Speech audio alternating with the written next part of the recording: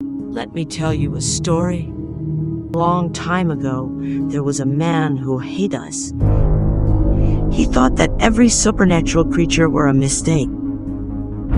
He was what today we know as a hunter, but at that time, we didn't know it. He was one of the strongest humans that the supernatural world has ever met. He fights, he wins, and nobody could beat him. Human or not. One day, a group of 5 dark druids saw him and chose him as their victim.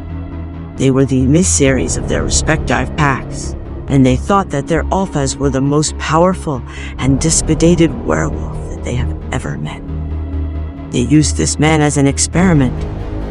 They used blood sacrifice and the darkest things you could imagine.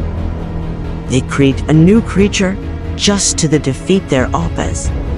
The human was devastated when he saw what he can do. He became what he has always hated, a monster. When his hands started glowing for the first time, he knew what he has to do and ended up by killing himself. ᴛᴇᴰ took his very last victim, himself. This isn't the end of this story. Decades later, something strange happened, and another Lanners appeared in our world. His name was Azel, a lovely boy, at least from the outside, but he had a very dark story behind his back. Azel killed his brother when he was only 16. Everyone around said that it was an accident, but none of the ones who knew what he would become believed it. The Darax never took in mind the curse all over the Lanners legacy. Each and every one of them was cursed, and it's when a Lanners takes innocent life that the curse has an open door. Azel was different. He was a monster even before killing someone, even before being aware of his powers. There was something different about him. He had a special gift. He could feel when there was another supernatural creature close. This special power drove him crazy.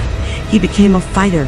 He would confront every single one who dared to walk his way and kill them.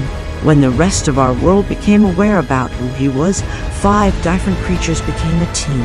They made an alliance to finish him. And when the fight took place, Lanners' powers were not enough, and he finally lost. He lost this battle. Azel lived to kill and to show how powerful he could be. The Lanners, they aren't a nice role model, and even now their powers are something we can't fully understand. Nobody believes the Lanners' legacy can return, but I'm sure that they will, and the Lanners will become the most incredible and powerful creatures that we have ever seen.